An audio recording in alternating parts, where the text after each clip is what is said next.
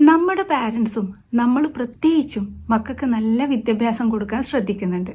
അതുപോലെ അവർ ഭാവിയിൽ ആവാൻ ആഗ്രഹിക്കുന്ന അല്ലെങ്കിൽ സാധ്യതയുള്ള ഒരു തൊഴിലിലേക്ക് എത്തിക്കാൻ വേണ്ട ഗൈഡൻസ് ഒക്കെ നമ്മളിപ്പോൾ സ്കൂൾ തലത്തിൽ തന്നെയും കൊടുക്കുന്നുണ്ട്. നല്ല കാര്യം. എന്നാൽ നമ്മളിൽ എത്ര പേര് നമ്മുടെ മക്കൾ ഭാവിയിൽ തീർച്ചയായും ഏറ്റെടുക്കേണ്ട ഒരു റോള്, ആ ഒരു റോളിന് വേണ്ട ഗൈഡൻസ് നൽകുന്നുണ്ട്? അതേതാണ് ആ റോള് എന്നായിരിക്കും ചിന്തിക്കുന്നത്. ഞാൻ സംസാരിക്കുന്നത് പാരൻറ്റിങ്ങിനെ പറ്റിയിട്ടാണ്. നമ്മുടെ പാരൻസൊക്കെ പാരൻറ്റിങ്ങിൻ്റെ ക്ലാസ് കേട്ടിട്ടാണോ നമ്മളെ വളർത്തിയത്, എന്നിട്ട് നമുക്ക് വല്ല കുഴപ്പമുണ്ടായോ എന്ന് ചിന്തിക്കുന്നവർ ഇന്നുണ്ടാവാൻ വഴിയില്ല. കാരണം നമ്മൾ കാലത്തിലുള്ള മാറ്റം കണ്ടുകൊണ്ടിരിക്കുകയാണ്. അതുപോലെ സ്നേഹം മനസ്സിൽ ഒളിപ്പിച്ചു വെച്ചിട്ട് കാര്യമില്ല, അതിൻ്റെ പ്രശ്നങ്ങളൊക്കെ ഇന്ന് ചർച്ച ചെയ്തുകൊണ്ടിരിക്കുകയാണ് അല്ലേ. ജീവിത വിജയത്തിന് IQ പോരാ, EQ തന്നെ വേണമെന്ന് എല്ലാ മോട്ടിവേഷൻ ക്ലാസ്സുകളിലും പഠിപ്പിക്കുന്നുമുണ്ട്. എന്നിട്ടും എന്താണ് നമ്മൾ ഇങ്ങനെ തൊഴിലിന് വേണ്ടി മാത്രം പ്രാധാന്യം നൽകുന്നത്? ലൈഫ് സെറ്റിൽ ആവാൻ എന്നൊക്കെ നമുക്ക് ന്യായീകരിക്കാം.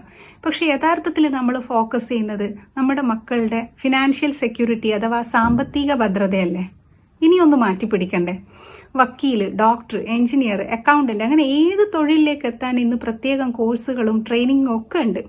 എന്നാൽ ഇതൊക്കെ നമ്മൾ ചെയ്യുന്നത് മക്കളുടെ നല്ല ഭാവിക്ക് വേണ്ടിയിട്ടും, എന്നാൽ നല്ല രീതിയിൽ മക്കൾ എങ്ങനെയാണ് വളർത്തേണ്ടത് എന്നുള്ളതിനെ പറ്റിയിട്ട് ഒരു ഗൈഡൻസോ ട്രെയിനിങ്ങോ കോഴ്സോ ഒന്നും തന്നെ നമ്മൾ കൊടുക്കുന്നില്ല.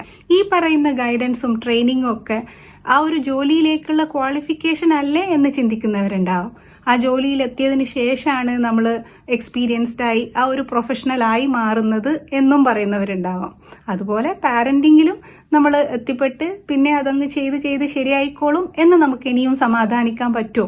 മറ്റ് ജോലി പോലെയല്ല. ഒരു സ്ത്രീയെ സംബന്ധിച്ച് വിവാഹം, ഗർഭം, പ്രസവം എന്നൊക്കെ പറയുന്നത് ശാരീരികവും മാനസികവുമായ ഒരുപാട് പ്രയാസങ്ങൾ നിറഞ്ഞ കാലഘട്ടം തന്നെയാണ്. അപ്പോൾ ചോദിക്കും, എന്നാ പിന്നെ ട്രെയിനിങ് പെൺകുട്ടിയൊക്കെ മാത്രം പോരെ?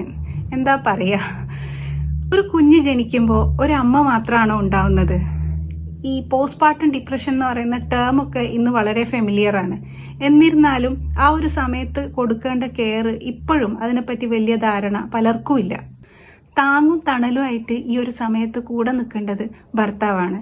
പണ്ടൊക്കെ പ്രസവ സമയത്തൊക്കെ പാരൻസും ഗ്രാൻഡ് പാരൻസും ഒക്കെ സഹായത്തിനുണ്ടാവും. ഇന്ന് ദമ്പതികൾ കൂടുതലും ജോലി കാരണം വീട് വിട്ട് നിൽക്കുന്ന ഒരു അവസ്ഥയാണ്.